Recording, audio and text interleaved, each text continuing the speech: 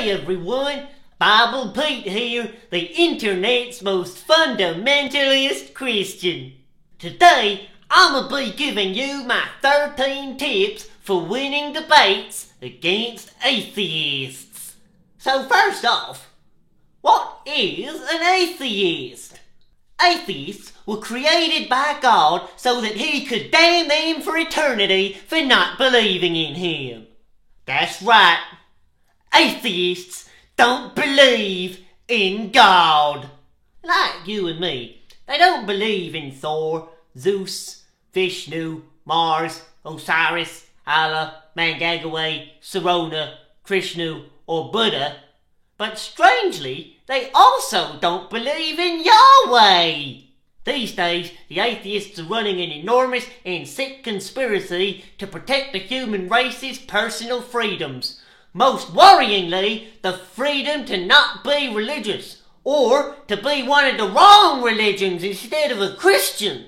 The only way to tell an atheist apart from a decent person with the naked eye is that, well, they're slightly punier than us, generally speaking. They drive airy-fairy little girl cars instead of 4x4s, and they don't have a permanent wide-eyed smile plastered onto their face.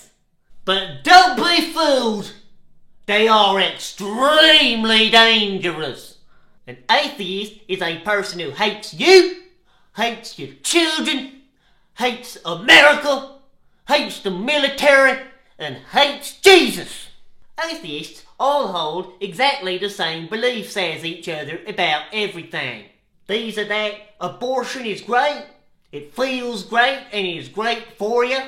That 50% of all children should be brought up to be fags. They call this equality. And that the best way to protect your kids is to take their guns away from them, and in some cases deny them any kind of military training until they're at least 16.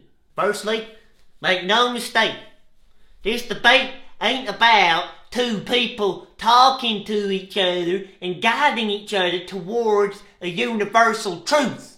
This is holy war! This is about winning by any means necessary. So now I'm gonna teach you how to do just that. Tip number 1. Lose control of your emotions. If you're using all your mental energy, keeping your emotions in check, then you ain't utilizing all your energy to shout your arguments at the atheist. Tip number 2. Attack them personally. In debates, it's important to stay on the offensive. So if they challenge you to justify something to do with your beliefs, don't feel like you need to address the point. Simply ignore what they said and respond by shifting the focus onto them. If you can't find a flaw in what they are saying, find a flaw in their appearance or their personal life instead. You don't have any evidence to support that. Well, at least my wife ain't dead. 3. Claim to have had a religious experience. Now, the great thing about this one is whether or not you do think you may have had a religious experience, you can just say you did and that you met God firsthand. This cannot be disproven even if you lie. Pretty good. I mean, this is so powerful a technique that this would even work on things that ain't true. I could tell you that I think I came from a magical diamond lodged in the forehead of a talking crocodile, and if you doubted me, I'd just be like, well, I met the crocodile, so shut up! That's how well this thing works. If they ask you something like, how do you know for sure that you wasn't hallucinating? Simply double the volume of your voice and tell them that you know for sure that it was the magic crocodile. I mean God. 4. If you don't immediately have a response to a question or point the atheist has raised, and they don't have any obvious physical disfigurements for you to point out, buy yourself some time by insincerely praying for their soul out loud. Oh Lord. Oh Lord, I pray that you have mercy on this confused person's soul. Oh Lord, they know not what they're saying, oh Lord. Oh Lord, I just hope Satan shows them some mercy, Lord, when they're burning in hell. 5. Point out that there can be no morality without God. Before the 10 Commandments, nobody knew not to go round murdering each other. Or, even worse, to make statues of some other god. So I guess everyone was just going round killing all the time. And making inaccurate statues. It's amazing our species even survived. I'm grateful for the 10 Commandments. They're the only reason I know not to go out killing right now. 6. Put words in their mouth and then ridicule what you pretending they just said. This is useful if you find yourself unable to address a point that they made and would rather they said something else that you do have a good response to. No evidence for God? No evidence for God. So you just think that we came from a big fart? Hey Marlene, this guy thinks we came from a big fart! 7. Seize home field advantage by just having the debate on your own in a YouTube video and then disable comments. This will render the atheist unable to get their side of the argument heard, and you will have a monopoly on all the stupid and impressionable people watching. By conservative estimates, stupid impressionable people makes up about 80% of the world and 100% of the people surfing YouTube. So this is a key demographic that you need to be targeting hard and taking any advantage in the battle for that you can. 8. Say their points in a dumb voice.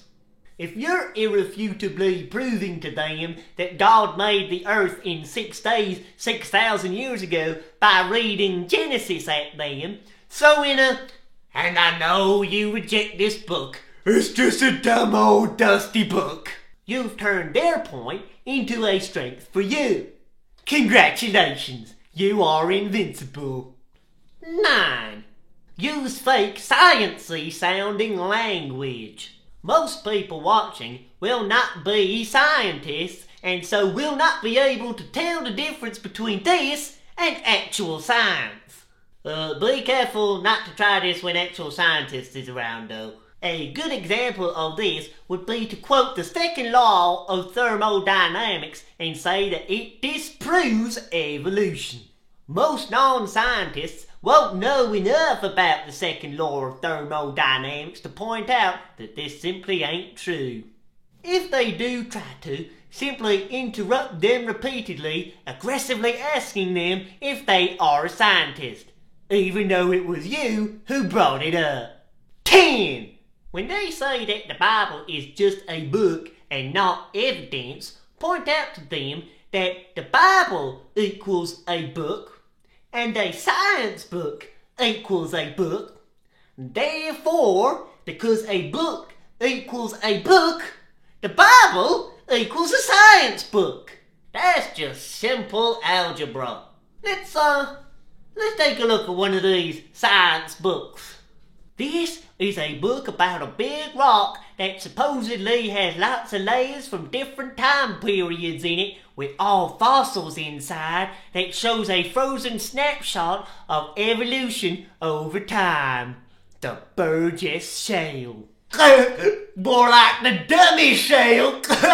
Let's read some of this here.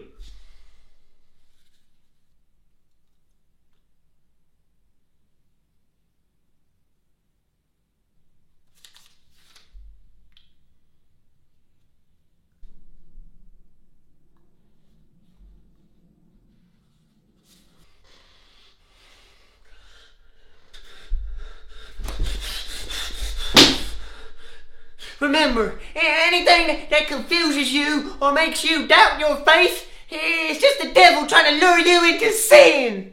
Get out of my head! 11. Whataboutism. This is when you ignore the critique of your side and change the subject to a completely unrelated critique of their side. You guys left your soda cans all over my lawn. Yeah, well, you can't read. Now you have avoided taking responsibility for leaving all your soda cans lying around by responding in a way that holds absolutely no relevance to what the first person said. This was a tactic made famous and used a lot by the Soviet Union. I bet it's a huge part of why they're still so successful today. 12. Claim your special right to never be offended. You avoiding getting your feelings hurt is more important than us getting to the bottom of any issue the world faces today. Freedom of speech is not important compared to your ego.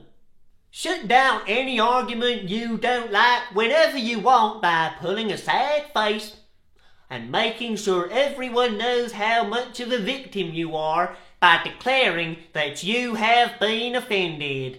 Though it hurts me to say it, the Muslims have actually done pretty well here. They pretty much got the whole world bent to their command that their prophet never be depicted, satirized, or critiqued in any way.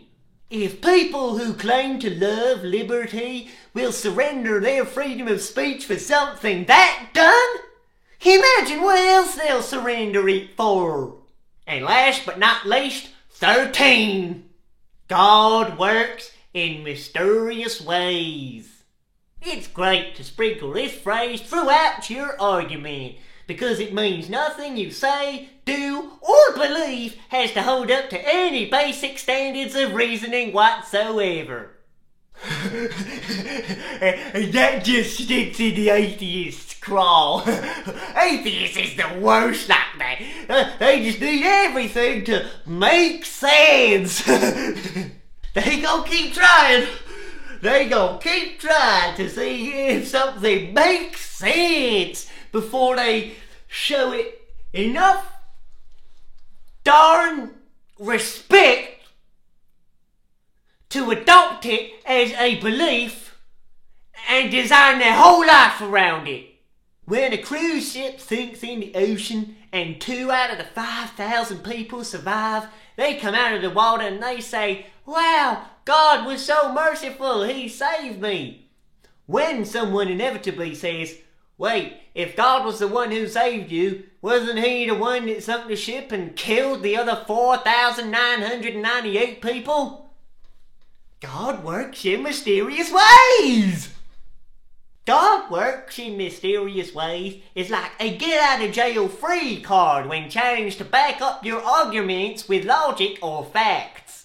Furthermore, saying this over and over again will make the atheist feel as if they're having a debate with a parrot that has PTSD. This, I imagine, makes it pretty hard to bring your A game.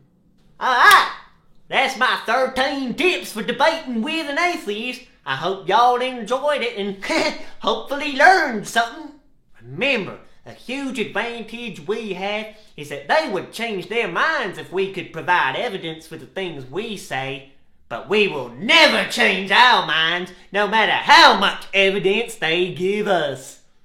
That's what makes us strong. Even if we never get to say that we won this debate, we will never, ever say that we lost. Alright guys, please give me that thumbs up, subscribe and hit that little bell button so you get notified when I release new videos, and hopefully we can turn this thing into the first ever religious crusade.